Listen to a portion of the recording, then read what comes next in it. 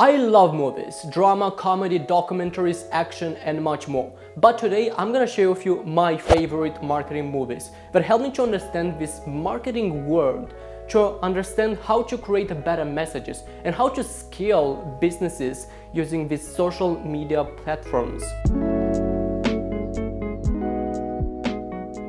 So let's start with the first one, and this you could find only on Netflix. It's a documentary that talks about how social media conglomerates work. It's called Social Media Dilemma. It's not so much about the marketing foundation and all of that, but it's more about how you could leverage these social media conglomerates, how you could use these companies to scale your business at an infinite level. Second movie is called Jobs' Empire of Seduction. It's a drama / biography of the entire Steve's journey of how he created with his team Apple. There are a couple lessons that I learned from this movie. Besides the fact that he did the impossible, in that movie you could discover multiple lessons, multiple takeaways of how to improve your marketing side in your business. First lesson that sticks in my mind is all about how you communicate the value of your product. It's not about the functionality of your product, it's about how people perceive the functionality of your product. You can make a great product, but you have to convince people that what you're selling is greater. We're not selling computers. We're selling what they can do with a computer. A tool for the mind. And that, ladies and gentlemen, is limitless.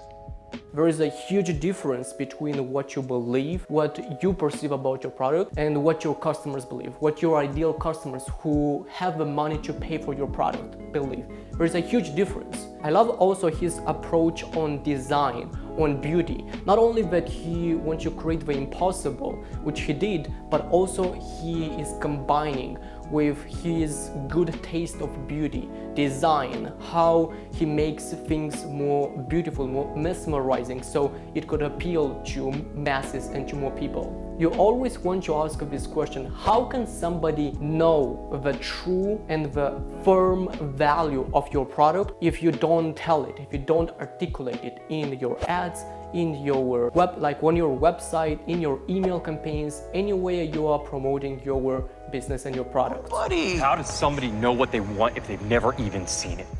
Another lesson that I love is how you name properly a brand, a product. A lot of business owners, they neglect, ignore completely this point. A great way to name something that sticks to our mind is by associating with something, with an object, with a substance, with a product or an object that we use on a daily basis. Look at Apple, right? It's a fruit, and we use it everywhere in every country. That's why it's sticky. It sticks to our mind. It's very easy to memorize. You know, if we're gonna do this thing, we need to come up with a name, something. Yeah, I know. Something catchy, something. I've been thinking about it.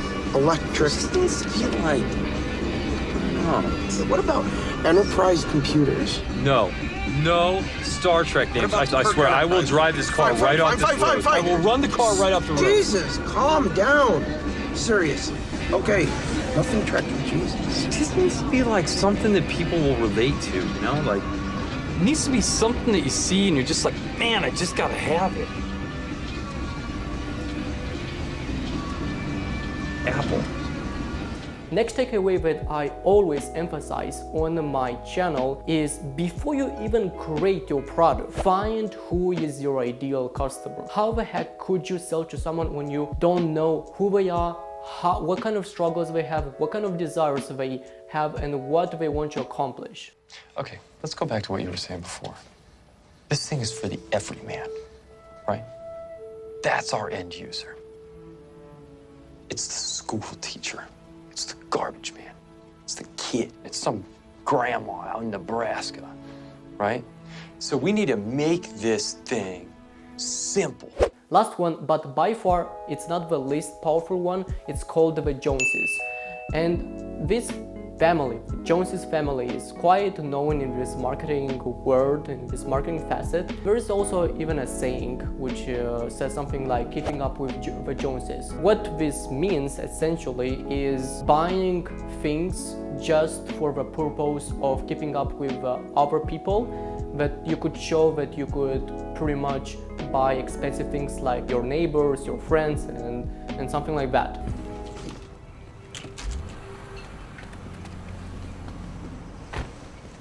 What?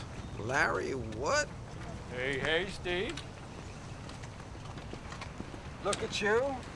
You're kidding, that is awesome. I thought I'd go with the red, just a little bit hotter than the gray. What do you think? I'm jealous.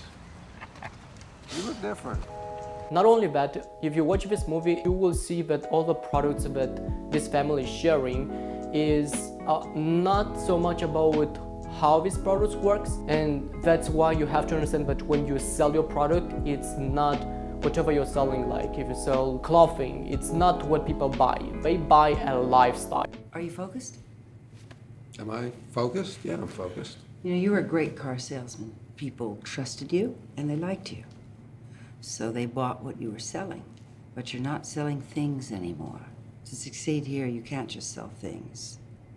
You're here to sell a lifestyle, an attitude. Usually I get asked this question quite often. Oh, I don't sell a product that solves a problem.